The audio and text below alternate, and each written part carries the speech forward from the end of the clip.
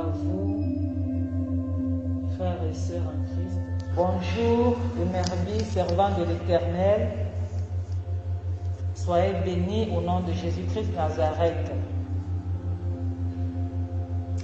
Alors, je viens ce jour pour confirmer le témoignage de notre sœur Merbi concernant l'église Temple de Christ de la prophétesse Yvette Flore Gimfak. Mon témoignage que je vais donner est suite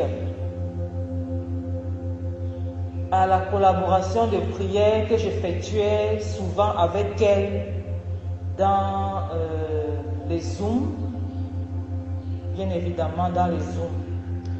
Alors, la première fois que je me suis connectée à son Zoom en direct, c'était lors d'une prière, c'était des prières d'intercession mélangées avec des prières de délivrance.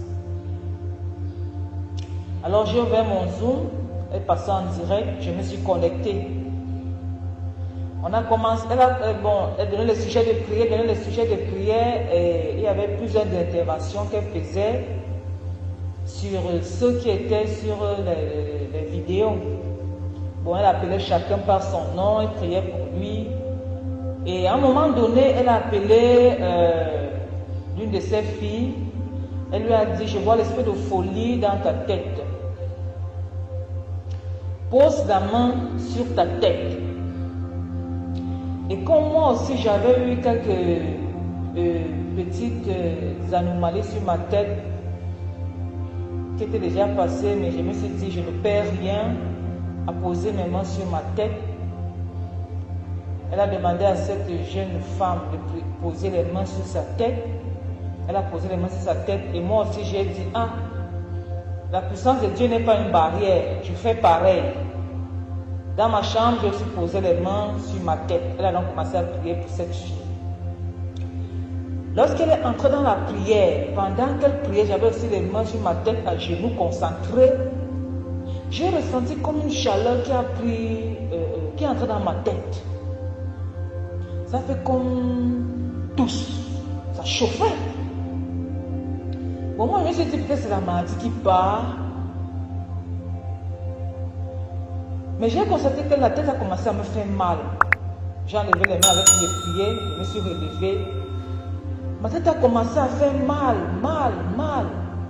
J'ai dit, mais jusqu'à la prière du jour s'est terminée, je me suis couchée. Toute la nuit, la tête me faisait mal, je n'ai pas dormi. Je me suis dit, mais tiens, mais pourquoi j'ai atrocement mal dans ma tête? Qu'est-ce qui se passe? Il était, je crois que 4 ou 5 heures, je me suis réveillée, je n'ai pas dormi. J'ai pris le téléphone. Je lui ai écrit rapidement, bien que 5 heures moins. Je lui ai écrit le téléphone que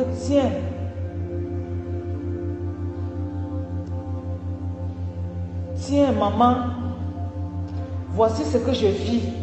Depuis que j'ai fini de prier avec vous, vous avez prié pour une soeur, sur la tête, j'ai posé mes mains, ma tête m'a fait atrocement mal, je n'ai pas dormi cette nuit. Je lui ai envoyé le message sur WhatsApp et rapidement elle a répondu en disant que c'était la délivrance. Bon, elle m'a rassuré comme ça. J'ai continué ma journée.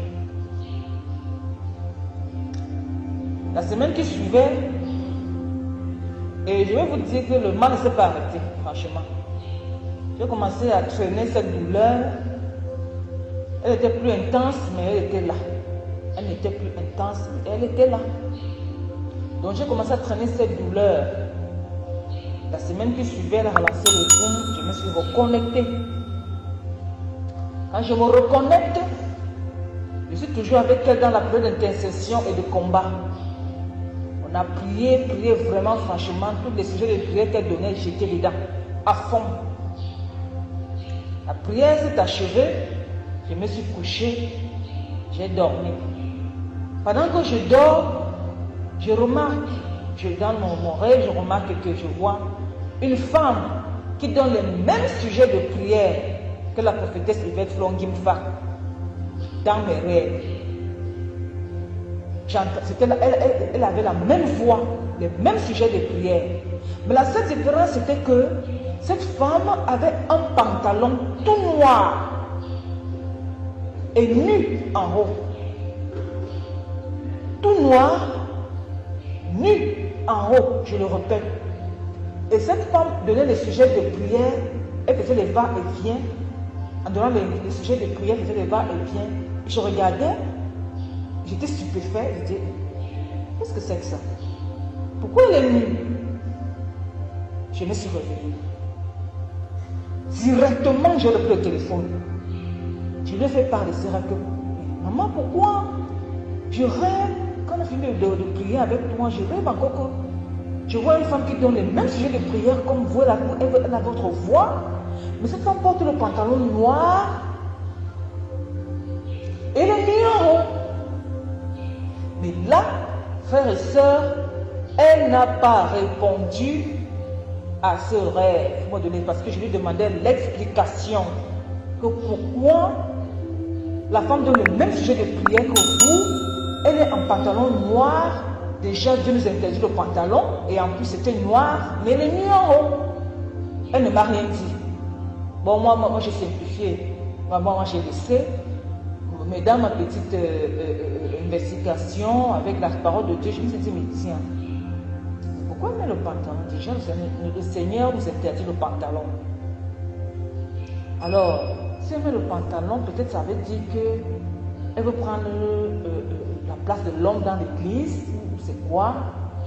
Elle veut prendre la place de l'homme dans l'église. Elle veut prendre l'autorité de l'homme dans l'église du Seigneur. Qu'est-ce que c'est que ça? Pourquoi c'est noir? Pourquoi elle est nue? Bon, bref, j'ai même appelé mon oncle qui est évangéliste, qui a l'habitude de me donner des explications, mais il m'a renvoyé mon rêve. Bon, bref, j'ai laissé. J'ai toujours continué. La semaine qui suivait encore, elle programme le Zoom. Je mets les mégas, je me connecte. J'entre encore dans la prière avec elle. Après la prière, quand je me couche, je dors. Je vois, je suis dans une maison. Je vois dans cette maison, je suis avec mes enfants. Mais il y avait des petits serpents partout qui faisaient des trous et hop et tout.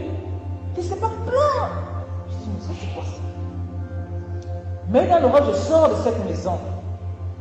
Quand je sors de cette maison, je continue à marcher, je trouve une piste. Je constate que la piste est inondée des excréments. Des excréments humains. Je continue à marcher, je suis partie, je me suis réveillée. Mais j'étais dans quelle maison? Ça c'est quelle maison? Je suis remplie avec des serpents. C'est la délivrance. Ou c'est quoi? C'est la délivrance ou c'est quoi? J'étais dépassée. Je lui ai fait part de ce rêve. Tenez-vous tranquille, à chaque fois que je finissais un service avec elle, quand je m'endormais, je voyais des choses bizarres. Et je n'attendais pas. Rapidement, j'écrivais. Je dis rapidement, j'écrivais. Et j'ai écrit encore, j'ai dit, professeur Flore, voilà ce que je vois encore. Pourquoi la maison est remplie de serpents, je suis dedans et je sors et je me retrouve. Bon, bref. Elle me dit que je suis dans l'esprit de confusion. Je dis, mais tiens, ok, ça va. Elle relance encore un autre Zoom. Je me connecte toujours. Alors, c'était la dernière goutte qui a débordé le vase. Là, j'ai tout arrêté. Vraiment. Quand je finis la prière avec elle, je m'endors. Je fais un rêve où vraiment mes soeurs et frères, je suis maquillée plus qu'une prostituée, plus qu'un clown. Les pharaons, le rouge, vraiment, les mêmes choses. Et je vois dans le rêve comment je prends le miroir. Quand je me mets, je dis mon visage. Après, je dis non, ça ce n'est pas mon visage. Pourquoi j'ai les gens, je les appelle partout, les rouges à lèvres? Ça c'est quoi? C'est pas possible. Donc dans le rêve, je me suis exclamée en disant, mais c'est pas mon visage. Qu'est-ce que c'est que ça? Et quand je sors je n'ai plus le miroir, c'est comme si je suis dans l'eau. Je suis assise dans, je ne sais même pas trop, où j'étais assise au-dessus de l'eau, ou dans l'eau, je ne sais pas. Franchement, je ne sais pas. Vraiment, c'est ce rêve-là, alors que quand je me suis réveillée, j'ai dit plus jamais. Pourquoi c'est toujours les choses bizarres, bizarres? Mais le dossier, je suis maquillée. Est-ce que le Seigneur, qu'est-ce que le Seigneur veut me dire? Que c'est l'esprit de Jézabel? Mais pourquoi je suis devenue bizarre comme ça? Qu'est-ce que c'est que ça? En tout cas, Seigneur, tu es en train de me parler. À chaque fois que tu me parles, je fais la sourde oreille. Alors mes frères et sœurs, je me suis mise à genoux. J'ai demandé pardon à Dieu. Je me suis repentie. Et j'ai encore pensé, j'ai dit, mais tiens, le Seigneur ne permet pas à la femme de diriger son église. Non. Quelle est cette erreur fatale que j'ai faite? C'est pas possible. J'étais dépassée, mes frères et sœurs. J'étais dépassée. Je vous raconte mon expérience personnelle. Ce n'est pas que quelqu'un m'a dit non. Ça, c'est ce que moi j'ai vécu en direct avec elle. À chaque séance de prière de Zoom que je faisais avec elle. Et quand elle faisait tout ça la nuit. Quand elle disait Amen, j'éteignais mon téléphone, je me couchais, je dormais. Et à chaque fois que je dormais, c'est là donc que je recevais. Et à chaque fois que je recevais, là rapidement, j'écrivais et elle me répondait. Je lui faisais toujours part. Mais ce jour, vraiment, je n'ai même plus pris la peine d'écrire tout ce que j'avais fait après la prière. J'ai supprimé son compte, j'ai supprimé tout. Donc,